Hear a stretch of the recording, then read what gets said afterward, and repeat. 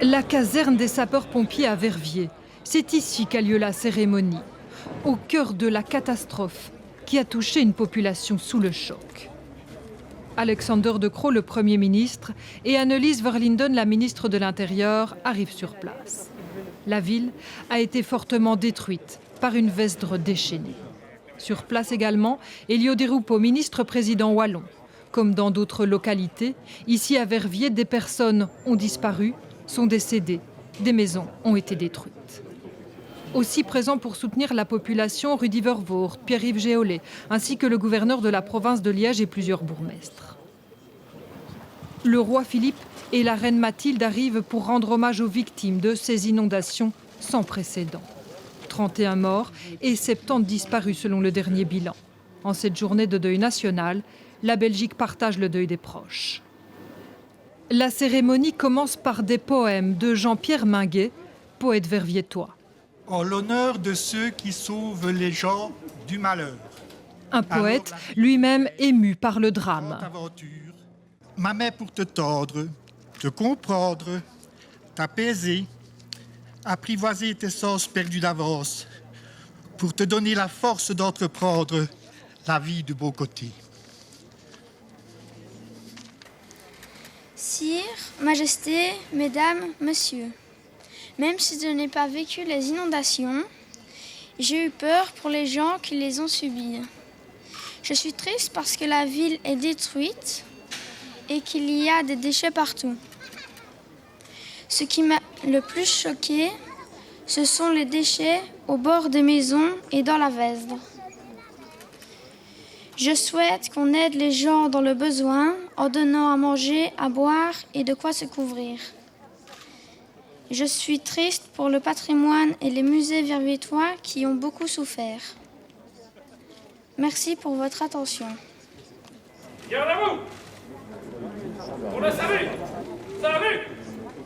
Midi précise, 1 minute de silence comme à de nombreux endroits en Belgique.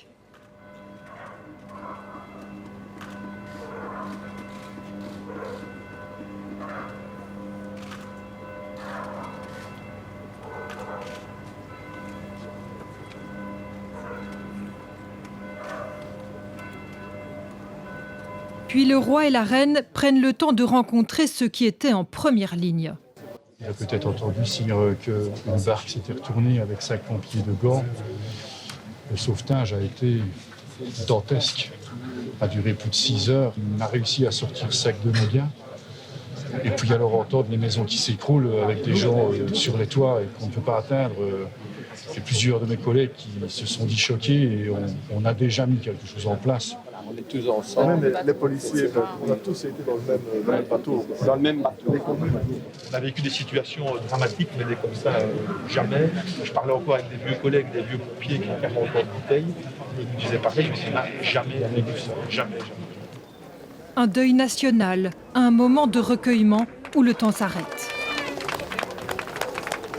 Pensée pour les victimes, pour les personnes disparues et pour les proches qui ne savent pas où se trouve un membre de leur famille emporté par les eaux. La Belgique se souviendra longtemps de cette catastrophe. Un hommage suivi dans toutes les régions sinistrées, même si sur place, la priorité est souvent tout autre. Les victimes le disent, elles ont besoin de bien plus qu'une minute de silence. Reportage à Verviers de Gilles Larondel, Vincent Brasseur et Estelle Falzone. À Verviers, en plein cœur des quartiers sinistrés, pas de répit pour cette journée d'hommage national. Au pied de l'église Saint-Remacle, des Verviétois bénévoles empilent des tonnes de vivres et de vêtements. Un camp de fortune improvisé par les bénévoles eux-mêmes. La solidarité, c'est ici. C'est les citoyens qui sont en train d'aider tout le monde. Que ce soit d'Anvers, parce qu'on a reçu un gros camion qui vient d'Anvers. On est plus fort justement en tant que citoyen qu'avec la commune. On a juste commencé avec quelques petites personnes. Et puis au fur et à mesure de l'ampleur qu'on a reçu des colis alimentaires ou des ressources, beaucoup de bénévoles sont venus arriver pour nous aider et j'ai une chouette équipe. Mais au milieu des va-et-vient, des cris et du chaos organisé, chaque riverain ici aura bien une pensée pour les personnes disparues. Je suis très malheureux parce qu'on aurait pu éviter tout ça s'il y avait un moyen, s'il y avait une organisation, si on avait su prévenir ces gens-là. Dans les rues voisines, la majorité des riverains vident encore leurs maisons. Ils évacuent les débris, les pieds dans la boue. Comme Romain, ils n'ont pas le temps de s'arrêter. On essaie toujours un petit peu de nettoyer ce qu'on peut. On attend le passage de l'expert pour savoir ce qu'on va pouvoir jeter, parce que tout est toujours, je vais dire, dans le jardin et la cuisine dans la cuisine. Donc on attend qu'il puisse passer pour savoir ce qu'on peut faire, jeter, pour dégager, vraiment nettoyer à grande eau, parce que c'est toujours un peu le foutoir à l'intérieur. Donc voilà. Sans électricité, sans télévision, sans connexion Internet, ils n'ont pas suivi l'hommage national, c'était impossible. Mais l'émotion est de toute façon omniprésente. Surtout pour les gens décédés, quoi. Pour nous, voilà, on est toujours vivants, c'est ce qui compte. Et quand je vois tous les gens qui sont morts, c'est triste. Vous entendez quoi pour la suite Que la ville se reconstruise comme il faut, les maisons, quoi, parce que tout le monde a perdu tout. Ça va rester quelques années à mon avis. Et puis la colère, cette catastrophe aurait-elle pu être évitée? À qui la faute et que va-t-il arriver aux personnes sinistrées? Des questions qui, ces riverains l'espèrent, trouveront vite réponse. La moindre des choses, c'est qu'ils viennent voir ce qu'il y a chez les gens, qui passent dans la rue et qui viennent voir et qui constatent comment on vit, Ici, s'il ne faut rien et que ça ne se dépêche pas, on va être envahi de rats ici. L'hommage passé, les riverains de ces quartiers espèrent qu'ils ne seront pas oubliés et qu'ils pourront retrouver leur ville, comme avant. Et puis Sarah Hendricks, vous êtes quant à vous à Angleur. Alors c'est l'un des quartiers de Liège les plus touchés avec Chénet. Dans ces deux zones, on parle d'une centaine d'habitations qui ont été ravagées effectivement à cause de la Vesdre qui a débordé. Puis une école a également été inondée. De nombreux bénévoles, on les voit derrière vous, sont arrivés pour aider à déblayer. Ambiance encore plus particulière, j'imagine, aujourd'hui en ce jour de deuil national. Oui, c'est vrai que dans cette école primaire et maternelle, l'élan de solidarité, il a été énorme. Des professeurs, des bénévoles venus de l'extérieur, des élèves aussi avec leurs parents sont venus ici prêter main forte. Et vous le voyez derrière moi, ça travaille vraiment dans tous les coins pour tenter de sauver ce qui peut encore l'être. Alors j'ai à mes côtés un des professeurs de cette école, monsieur Vincent, bonjour. Vous pouvez peut-être d'abord nous expliquer ce qui est mis en place aujourd'hui. C'est plutôt du tri et du nettoyage. Aujourd'hui, c'est du tri, du nettoyage. Donc on nettoie tous les jouets de maternelle, de primaire en plastique qui peuvent être stockés alors à l'étage de manière à pouvoir être redistribués pour la rentrée. Et puis alors petit à petit on essaye maintenant de rentrer le mobilier qui a pu aussi être sauvé pour le sauver peut-être des orages qui vont peut-être arriver dans les jours qui viennent, on ne sait jamais. Alors on était avec vous à midi, vous avez tous observé ici la minute de silence, vous vous êtes levés, vous avez applaudi après la fin de cette minute de silence, on sentait quand même pas mal d'émotions. L'ambiance est quand même un petit peu particulière en cette journée de deuil national. Bien sûr, je pense que l'émotion était là. De nouveau, on pense surtout aux gens qui ont perdu des membres de leur famille. J'ai entendu ce matin à la radio une dame qui expliquait qu'elle a vu partir sa maman dans l'eau. Je pense que c'est impossible à vivre. On ne peut pas survivre à ça. Merci beaucoup, monsieur Vincent. Véronique, il y a encore beaucoup à faire ici et tout le monde va continuer à travailler avec un objectif, faire en sorte que les enfants puissent revenir ici dans les meilleures conditions possibles dès la rentrée prochaine. C'est la 10e fois que notre pays organise une journée de deuil national pour penser à ceux qui ont perdu la vie, pour soutenir les proches aussi, des personnes qui vont devoir avancer malgré le deuil. Benoît Raymond, Frédéric Varlet et Sophie Mergen en ont rencontré quelques-unes. Voici leur témoignage. D'un coup, tout s'est arrêté. Il n'y avait plus de respiration, plus de voix, plus de cris. D'un coup, tout s'est arrêté. Je n'aurais jamais voulu qu'elle meure comme ça, dans les flots.